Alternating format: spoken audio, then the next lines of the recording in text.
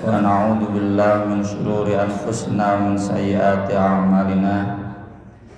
Asyhadu an la ilaha illallah wa asyhadu anna Muhammadan abduhu wa rasuluhu alladzi la nabiyya wa la rasula ba'da.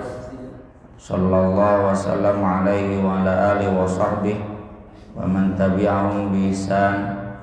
Amma ba'd. Babud du'ai ba'da sholat. Bab berdoa sesudah sholat. Hadis-hadisnya, kalimatnya duburo kulli sholat. Dubur dalam bahasa Arab artinya akhir, di akhir setiap sholat. Al-Hafidz Ibnu Hajar Al-Asqalani dalam Fathul Bari sedikit mengulas diskusi tentang kedudukan doa sesudah sholat ini. Yang pertama, tentang istilah duburo kulli sholat. Ini beliau mengulas pendapat Ibnul Qayyim Al-Jauziyah dalam kitab Zadul Ma'ad yang cenderung menyatakan bahwa doa sesudah sholat yang ma'thur itu yang langsung diajarkan Nabi itu tidak ada. Yang ada doa yang bebas saja. Karena doa yang ma'thur itu adanya sebelum salam. Jadi kata Ibnul Qayyim Al-Jauziyah, kalau disebut ujung sesuatu, contoh nih, ini meja, ujungnya mana? Apakah ini meja ini atau ini di luar meja? Kalau disebut ujung, kata Ibnul Qayyim, ini.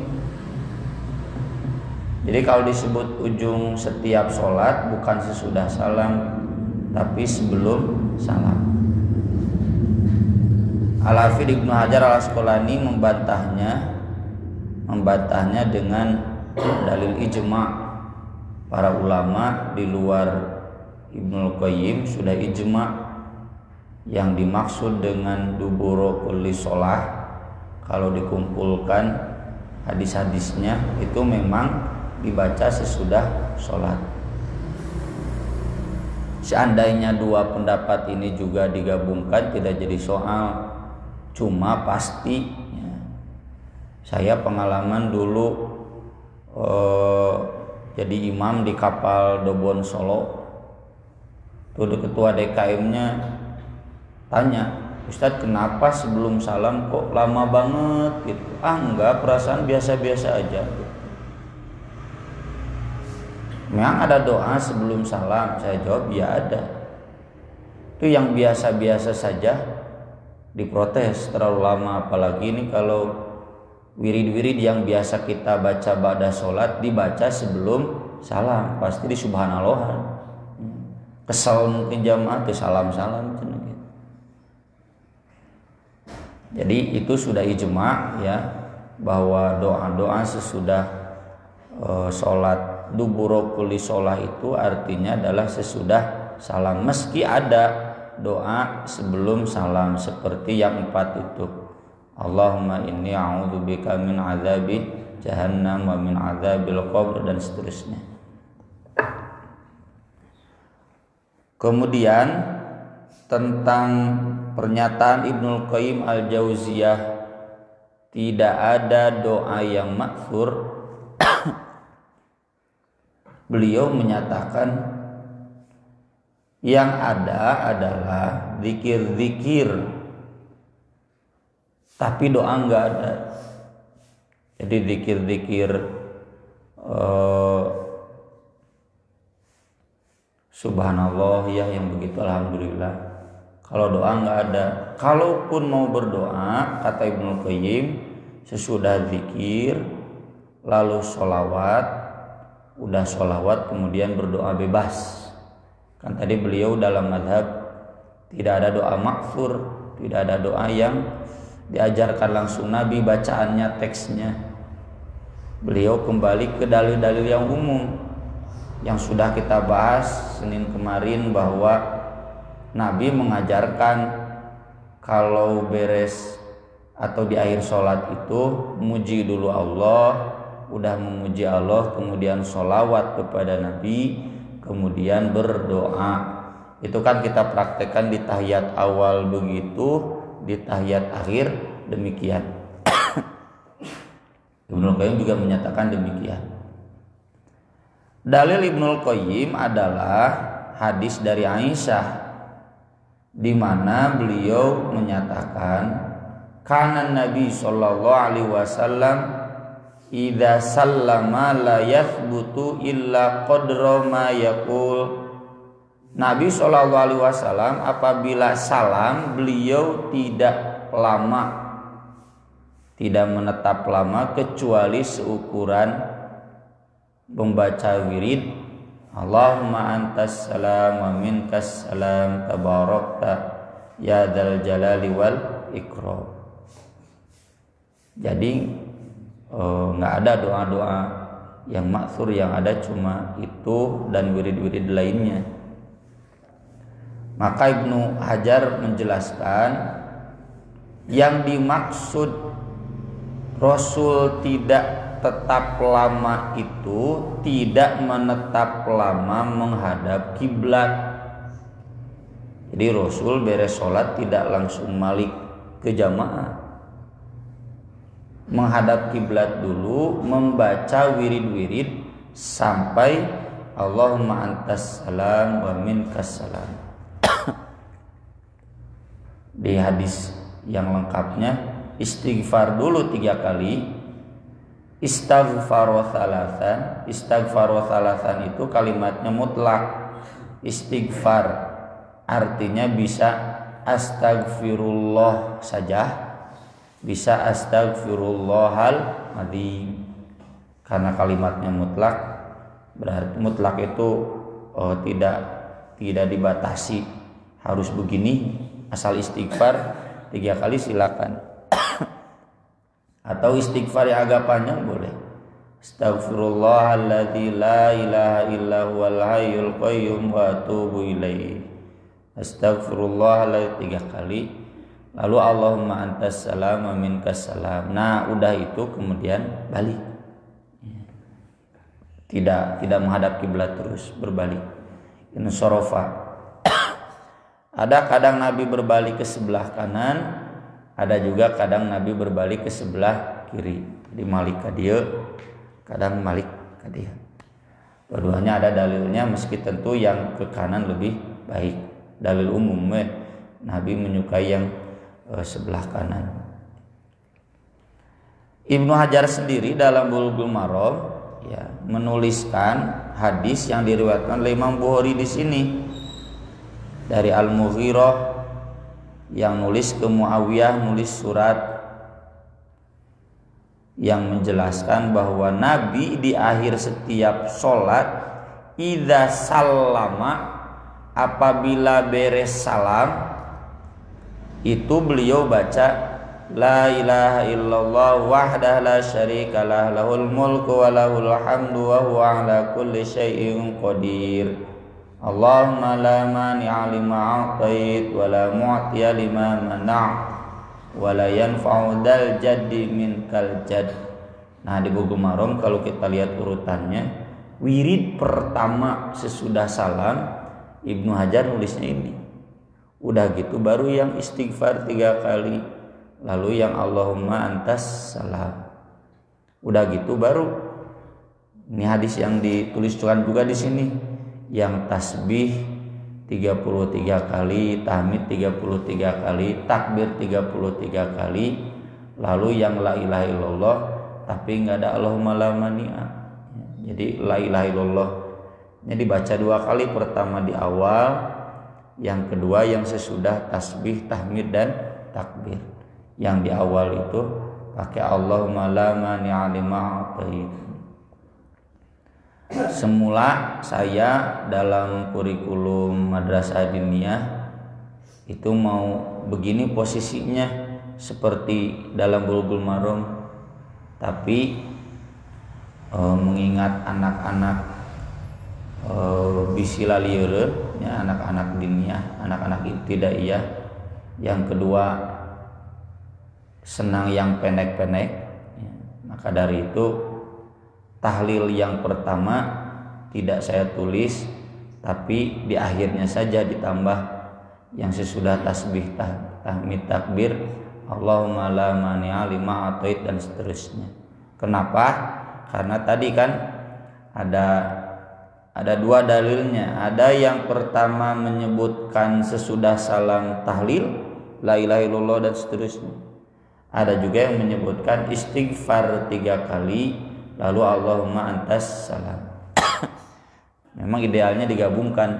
Jadi kita beres sholat tahlil dulu lalu astagfirullah lalu mantas salam. Kalaupun pilih yang astagfirullah lalu mantas salam tidak jadi soal. Bahkan tidak wiridan pun tidak dosa kan. Ada dalilnya dalam bab sholat, sudah kita bahas dulu ya. Ketika anak-anak masih kecil, tahun yang mana. Jadi Nabi SAW pernah beres sholat lalu berdiri lalu pulang ke rumahnya. Para sahabat carallah. Nah, Nabi keluar dari rumahnya, para sahabat keheranan. Kata beliau, saya baru ingat tadi maghrib ada yang nitip sodakoh dan saya tidak mau mengakhirkannya sampai esok hari dibagikan. Ibadah Isya, karena ingat aduh ada yang nitip sodakoh, langsung menyuruh istrinya bagikan cepat. Itu jadi dalil boleh tidak wiridan kalau memang ada sesuatu yang mendesak. Dalil juga kalau kita punya niat sodakoh jangan di akhir-akhir. Itu kan ada di surat Al-Munafiqun juga yang wala yu'akhirullahu nafsan idza jaa ajaluha. Siapa yang bisa memastikan bahwa besok kita masih hidup? Siapa tahu udah meninggal sodakohna can disalurkeun. Apalagi belum medal lagi ke istri, jadi istri kita nggak tahu itu buat disodakohkan atau buat diwariskan. Tapi kembali ke hukum yang umum, kalau amal sunat sering tidak diamalkan, ini mah dosa. Kalau sekali 2 kali tidak diamalkan, maka boleh. Tapi kalau sering tidak diamalkan, ini kembali ke dalil umum, man raghiba an sunnati falaisa minni. Kembali ke tema ini, jadi kata Ibnu Hajar Al-Asqalani, yang dimaksud hadis tadi bukan tidak lama duduk wiridan, tapi tidak lama menghadap kiblat, lalu kemudian Nabi berbalik. Selanjutnya terkait bahwa tidak ada doa-doa yang ma'thur sesudah salam, Ibnu Hajar pun membantahnya. Justru ada banyak, di antaranya yang beliau tulis juga di Bulughul Maram, Allahumma inni ala dzikrika wa syukrika wa husni ibadatik. Ini saya juga tidak paham ya, karena tidak belajar di tradisi Syafi'iyah. Kenapa di wirid-wirid yang madhab Syafi'iyah doa ini dilewat? Saya lihat buku-buku wiridnya, padahal ini jelas hadisnya. Sahih, dan Ibnu Hajar sendiri menuliskan dalam Bulughul Maram. Ibnu Hajar kan madhab Syafi'i. Coba doana halus di, ya Allah, bantulah aku untuk selalu dzikir kepadamu, syukur kepadamu, dan ibadah dengan baik kepadamu. Susah apa? Kemudian juga doa-doa yang lain ya, seperti yang sudah dibahas dalam ta'awudz minal bukhli. Allahumma inni a'udzubika minal bukhli wa a'udzubika minal jubni wa a'udzubika an turadda ila ardalil umur wa a'udzubika min an uradda ila ardalil umur wa a'udzubika min adzabi jahannam wa a'udzubika min fitnati adzabil qabr. Ya. Itu doa-doa ada di Bulughul Maram. Dan itu banyak doa modelnya. Kalau dulu di awasan netepan Ustaz Abdullah, ya saya dulu belajarnya awasan netepan Ustaz Abdullah. Allahumma inni a'udzubika minal hammi wal hazan wal ajzi wal kasal dan seterusnya. Boleh, jadi artinya pilihan. Terlebih ini kan bukan bacaan sholat, jadi boleh digabungkan. Kemudian doa lainnya dalam riwayat An-Nasai disebutkan bahwa Nabi idzan sorofa minas sholah, kalau berpaling dari sholat, maksudnya selesai dari sholat, baca Allahumma aslih li dini alladzi huwa ismatu amri. Ini zaman saya dulu muda, ini lagu Hawari kan, dijadikan lagu Hawari. Wa aslih li dunyaya allati fiha ma'ashi wa aslih li akhirati allati laiha ma'adi waj'alil hayata ziyadatan li fi kulli khair waj'alil mauta rahatan li min kulli syarr. Nih, nama bukawelah Bulughul Maram. Yang di bab sholat bagian wiridnya atau di bagian akhir kita Bulughul Maram kan ada. Semalam saya mau petik biasa mau di-share, tapi udah sangat lelah kembalilah sama Bulughul Maram. Di samping itu juga ada wirid-wirid yang lain, ya. Ibnu Hajar menuliskan dalam Bulughul Maram yang wiridnya diantaranya ayat kursi. Itu hadisnya sahih riwayat An-Nasai. Kata Nabi SAW, siapa yang baca setiap kali beres sholat ayat kursi, dia tidak ada yang akan menghalanginya masuk surga selain kematian. Jadi maksudnya karena masih hidup jadi belum masuk surga, nanti sudah mati masuk surga. Makanya baca ya ayat kursi. Kemudian hadis-hadis yang menjelaskan Nabi setiap beres sholat selalu baca al-mu'awwidzat. Dan apa itu al-mu'awwidzat sudah kita bahas. Hadisnya jelas. Qul huwallahu ahad, qul a'udzu birabbil falaq, dan qul a'udzu birabbin nas. Sahih hadis riwayat Abu Dawud. Ibnu Hajar menjelaskan sahih itu dalam Fathul Bari bab zikir. Jadi itu juga bisa dibaca. Dan tentunya yang pantang untuk dilewatkan adalah sholawat. Sholawat ini bebas mau yang pendek mau yang panjang, karena Nabi tidak menyebutkan langsung redaksinya, kecuali kalau dalam tahiyat akhir ya, atau tahiyat awal. Itu Nabi mengajarkan redaksinya, Allahumma sholli ala Muhammad wa ala ali Muhammad dan seterusnya. Tapi kalau doa secara umum boleh, mau wa sallallahu ala nabiyyinal karim boleh, wassalatu wassalam ala rasulina Muhammad boleh ya, atau Allahumma sholli ala Muhammad wa ala ali boleh, mau yang panjang boleh. Ini saya sebut kembali ke dalil umum ya, sudah pernah kita bahas dulu dalam Bulughul At-Taubah ketika membahas tentang tempat-tempat sholawat. Ibnul Qayyim Al-Jauziyah sendiri dalam kitabnya Jala'ul Afham, itu kasar ya, Jala'ul Afham itu obat pemahaman yang keliru. Itu menyebut ada 40 tempat sholawat, karena kan kita dianjurkan sallu alaihi wasallimu taslima. Ibnul Qayyim memberikan dalam kitab itu memberikan jalan tengah, terlalu ekstrim kabeh gitunya sampai solawat naon teh, jangan. Terlalu ekstrim kiri tara solawat, jangan. Tengah-tengah. Dalil yang umumnya itu ada di tafsir surat An-Nazi'at. Yauma tarjufur rajifah tatba'uhar radifah. Nabi menjelaskan itu hari kiamat, maka perbanyaklah berdoa dan sholawat. Lalu sahabat bertanya,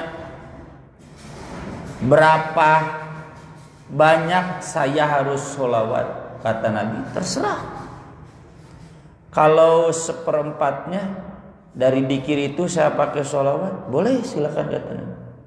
Kalau setengahnya, ya kalau bapak wirid 10 menit, 5 menitnya buat sholawat, kata Nabi, silakan. Lalu kata sahabat Ubay bin Ka'ab, semuanya saya mau wiridnya mau sholawat, boleh, silakan.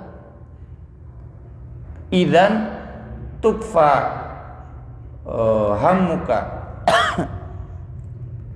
Kalau begitu maka akan dicukupkan semua kebutuhanmu, dihilangkan semua kegelisahanmu.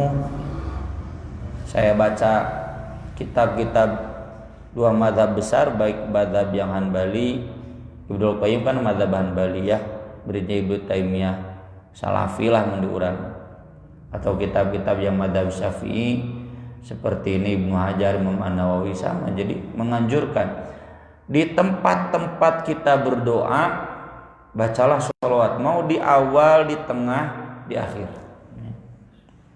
Kalau di buku diniyah yang saya tulis itu saya tempatkan di akhir. Sebenarnya mau di awal boleh, di tengah boleh. Jadi jangan lupa melewatkan sholawat di tempat-tempat dzikir. Makanya saya pribadi kalau ditanya kenapa di awal khutbah ada sholawat, kan Nabi tidak mencontohkan di awal khutbah ada sholawat. Ya iyalah, perintah sholawat bukan ke Nabi, perintah sholawat ke kita. Ya, kalau Nabi tidak mencontohkan, karena memang Nabi tidak harus sholawat pada dirinya. Yang kedua kan itu di awal itu dikir, masa dikir dilewatkan sholawat. Yang ketiga disebut lagi Nabi dalam syahadat. Kata Jibril kan orang bakhil yang memuji Nabi, menyebut Nabi tapi tidak dengan sholawatnya. Bahkan saya jawab, bukan hanya di awal saya sholawat, di akhir juga sholawat. Aku qouli hadza di akhir pakai sholawat. Di setiap tempat yang kita tadzikir jangan lupakan dengan sholawat. Ya kecuali dina sholatnya Allahu Akbar, Allahumma sholli ala Muhammad, ulah. Nah itu mah sudah makfur dalam sholatnya. Beres adzan juga kan ada sholawat. Hampir di setiap tempat itu ada, meski tidak semuanya juga. Jadi di tempat-tempat zikir doa yang mutlak itu yang tidak diikat aturan harus begini harus begitu, silakan sholawat itu bagus-bagus saja. Tidak harus di awal, tidak harus di tengah, tidak harus di akhir, bebas. Kalaupun terlewat tidak jadi dosa, karena sifatnya sunat. Intinya yang wajibnya itu ya itu yang di dalam sholat, ya dalam sholat, dalam tasyahud. Dan kedudukan sholawat dikir atau doa ba'da sholat wajib ini yang kita bahas ba'da sholat wajib. Tapi kan berarti ba'da sholat sunat tidak ada. Ini sangat penting berdasarkan hadis Abu Umamah riwayat Tirmidzi yang hadisnya hasan, ketika Rasulullah SAW ditanya ayyud du'ai asma', doa mana yang paling didengar oleh Allah? Kata Nabi, jauful lailil akhir, malam, tengah malam yang akhir, maksudnya dini hari, janari sahur. Wa duburos sholawatil maktubat, dan di akhir sholat yang wajib. Jadi dari sekian tempat-tempat ijabah doa, ini yang pantang kita lewatkan. Yang di waktu sahur kita sudah bahas kemarin, Allah sendiri yang menyeru, ya, menyeru dari langit atas memanggil kita, hal min da'in fastajiba lahu, hal min mustaghfirin faaghfir lahu, hal min sa'ilin fa'utiyahu. Mana ada enggak yang mau berdoa nih aku mau ijabah? Ya, masa Allah gogorowokan gitu. Ya, kasarnya kitanya ngahep-hep juga nutup butuh. Mana yang mau meminta aku akan beri, mana yang mau istighfar aku akan mengampuni. Ya, makanya kita harus naikkan standar ibadah kita. Ya, kalau masih sholat subuh susah, kaburangan, itu kan standar munafik ya. Ustadz tentang Allahu yarham begitu. Seharusnya ukuran anggota Persis tingali cenah sholat subuh nak ka masjid teu. Zaman saya dulu sering berkunjung menengok beliau sebulan sekali cuci darah. Nah, jamaah Persis teu butuh munafik, panceri munafik tara sholat ke masjid. Kayak beliau lah kurang lebih seperti itu, meski saya tidak bisa menyepertikannya. Harus ditaikan standarnya bukan lagi sholat subuh kamu wah alhamdulillah sudah puas. Itu bukan itu standar kita ahli ngaji. Standarnya harus sudah bisa bangun di akhir malam, bukan hanya tahajudnya tapi juga dengan ngadoanya. Karena itu yang paling intinya, paling dengan doanya. Lebar, harus merasa sayang, harus merasa rugi, harus merasa menyesal kalau kita bangun waktu subuh. Aduh, ini kesempatan emas untuk berdoa, untuk zikir terlewat. Kudu kaduhung, kudu istighfar. Termasuk di akhir sholat wajib. Ya. Saya masih ingat ya dulu Ustadz Nasir, putra Ustadz Nasir di Al-Furqan. Beliau tanya kenapa di jamaah kita kok beres sholat itu meni tarereh cenah gitu. Tarereh langsung sholat sunat atau pulang gitu. Padahal kan di jamaah lain mah lama. Saya jawab ya itu bukan pertanyaan, itu mah kritikan ti Ustaz Nasir. Tak ka bapak-bapak cetenu hayang gewat-gewat beres sholat teh sigana teu butuh ka Gusti Allah. Jadi kalau ini waktu ijabah doa, maka manfaatkan dengan semaksimal mungkin. Sok tablokkeun. Hayang naon, sayang kalau kesempatan ini dilewatkan. Meski ya Ibnu Hajar juga di sini mencatat sebetulnya dengan zikir pun itu sudah bagian dari doa. Ini yang sudah kita bahas kemarin. Jadi dengan zikir, tasbih, tahmid, takbir itu juga bagian dari doa. Jadi artinya jangan kemudian karena dalilnya doa maka beres sholat teh nu penting mah berdoa sedangkan wirid-wirid tasbih takbirnya dilewat karena saya sedang banyak kebutuhan sama Allah pengen meminta. Karena kan di hadis-hadis tentang zikir mungkin nanti kita juga bahas ya khusus bab zikir. Tasbih itu memuji Allah. Memuji Allah itu mendatangkan pahala yang besar. Pahala yang besar itu otomatis menghapus dosa. Menghapus dosa itu otomatis membuat kita hidup dalam kebaikan. Bebas dari celaka, bebas dari kerugian.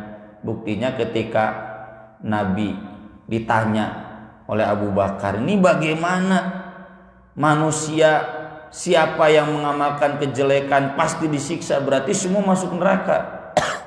Kata Nabi bukan begitu. Kamu pernah sakit, kamu pernah punya masalah, pernah kacugak. Nah itu menghapus dosa-dosa itu. Jadi artinya sakit kita, masalah kita itu bagian dari kanyaah Allah menghapus dosa-dosa kita yang kemungkinan besar belum cukup dihapus lewat tasbih, lewat istighfar. Jadi ketika kita tasbih, tahmid, takbir itu hakikatnya memohon kesuksesan. Jadi jangan kemudian ada ketidakadilan. Fair saja, adil saja, zikirnya ada, doanya ada. Jangan ada salah satu yang dikorupsi. Hadis yang Ibnu Hajar tulis di sini, man syaghalahu dzikri an mas'alati u'titu afdhala ma'utis sa'ilin. Siapa yang tersibukkan dari zikir kepadaku dan dia kemudian sedikit memintanya kepadaku, jadi antara zikir jeung doa, dia lebih banyak zikir, aku akan berikan yang lebih hebat daripada apa yang diminta oleh orang-orang yang meminta. Dalam riwayat lain, man syaghalahul Qur'an wa dzikri an mas'alati.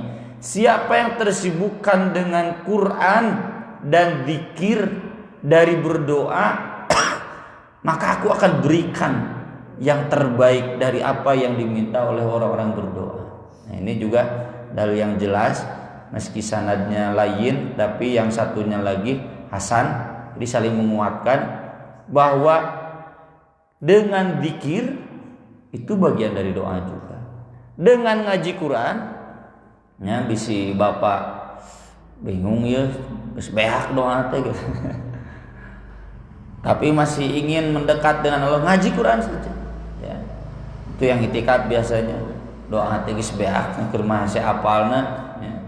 Buka buku marom sudah beres semua kitab lain nggak tahu, udah ngaji Quran atau perbanyak tasbih, itu juga bagian dari doa. Itulah yang Nabi ajarkan di setiap ba'da sholat, istighfarnya ada, dzikir tasbih tahmid takbirnya ada, juga doa-doanya beliau ajarkan. Sempurnalah sehingga kemudian menjadi sempurna juga ibadah kita.